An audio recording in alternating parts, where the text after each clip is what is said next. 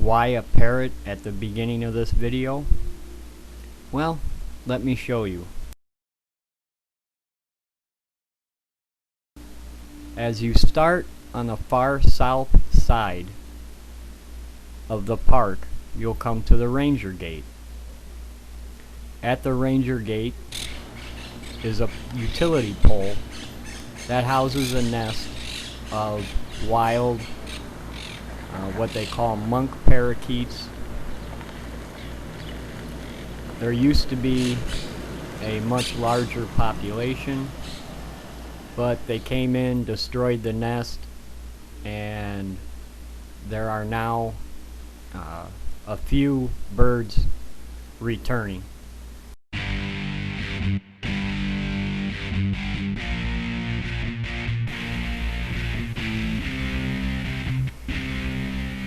After you leave the ranger gate, you start to enter the park itself.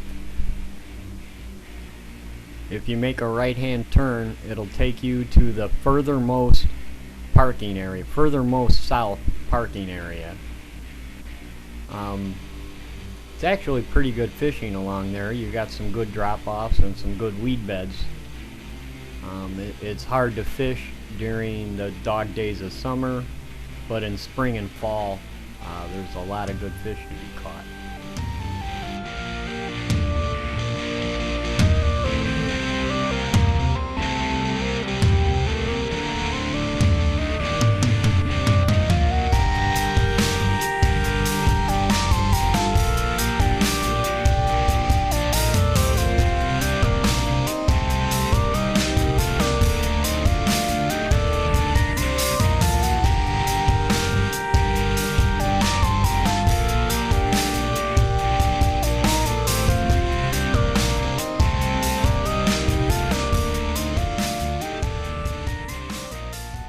Here is the lakeside entrance to the Avenue K channel.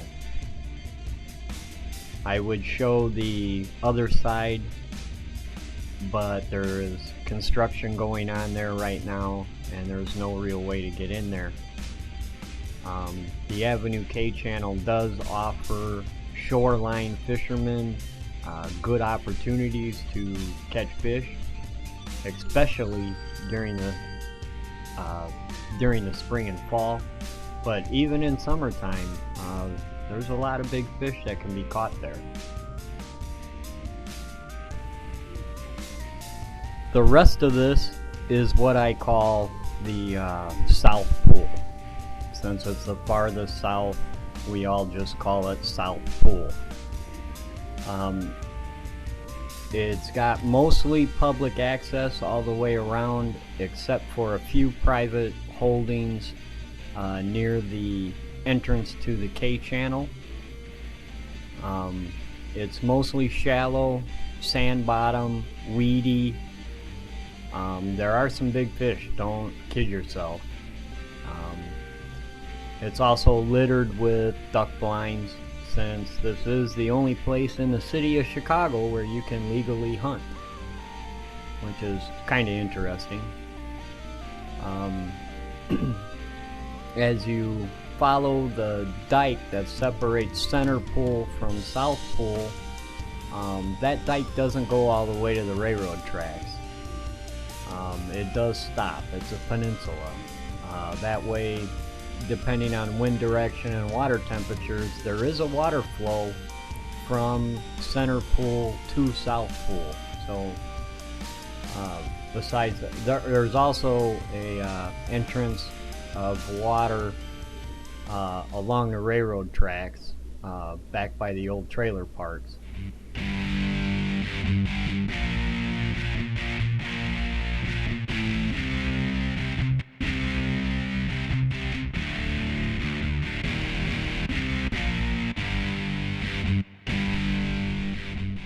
As we leave this parking lot, we'll gradually head north, and the next parking area we're going to come to is kind of a really neat place to fish. It's a peninsula that has deep water on one side and extremely shallow water on the other. It's really a neat place.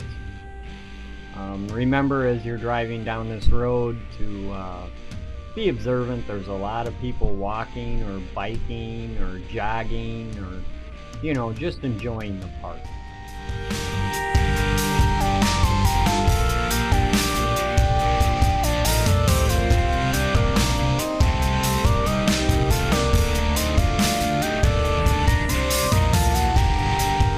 This is looking south again.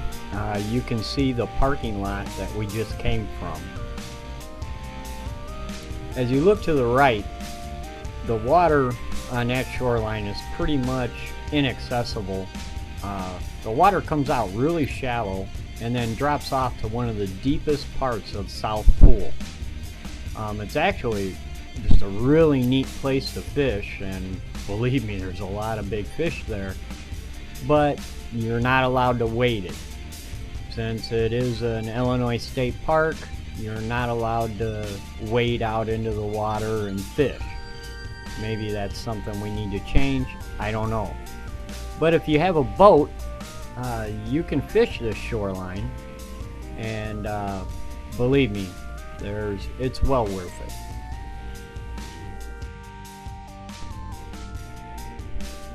Looking north from the same spot, you can see a real shallow section which has got one of the bigger lily pad fields in the lake.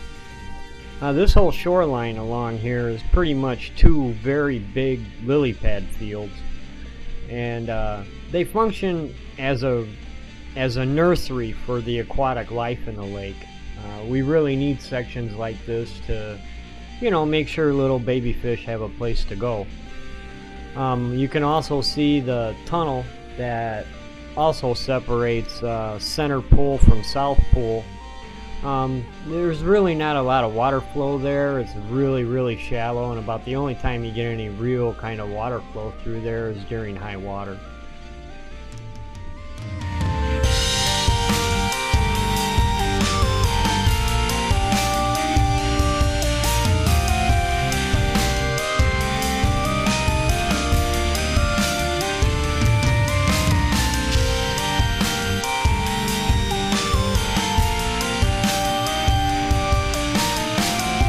The next area is really quick to get to.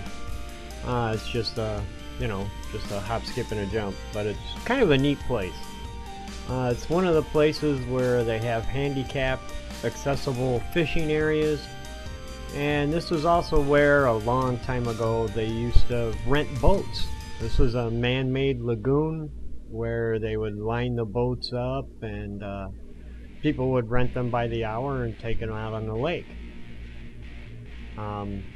It's really a neat spot. I don't know if it's particularly a really good fishing spot in the summer. They do occasionally kill the weeds from time to time, like every 3 years or so, and during the weed kills, it can be a lot better place to fish. The next stop was pretty much close enough to just walk to. What you're looking at is the dam at Indian Creek. This is the outlet of Wolf Lake.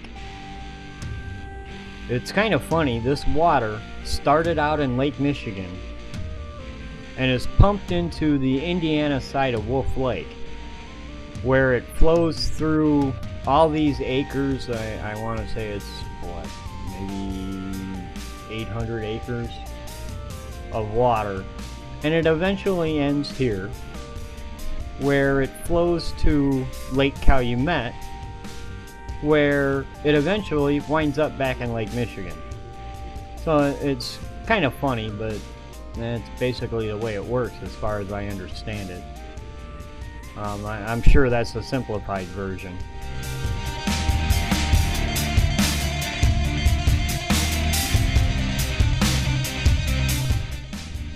There's also a walk-over footbridge that goes over Indian Creek right by the mouth of the lake.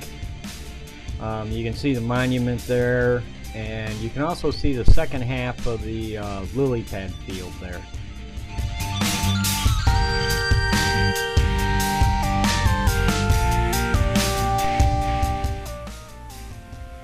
After you leave the parking lot where Indian Creek is, actually there's quite a few of them, but anyways, we're gonna cross Indian Creek, and you can see where the water flows underneath Avenue O.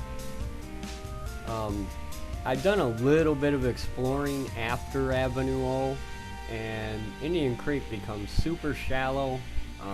There's not a whole lot of water flow there. It's kind of interesting. I don't know if some of it dumps into Hegwish Marsh or not. It's something I need to look at a little further.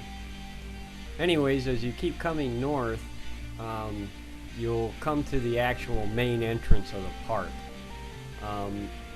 From this entrance off of Avenue O, if you made a right-hand turn, you'll go to the areas that I've already shown, and if you make a left-hand turn, you'll continue on with this tour.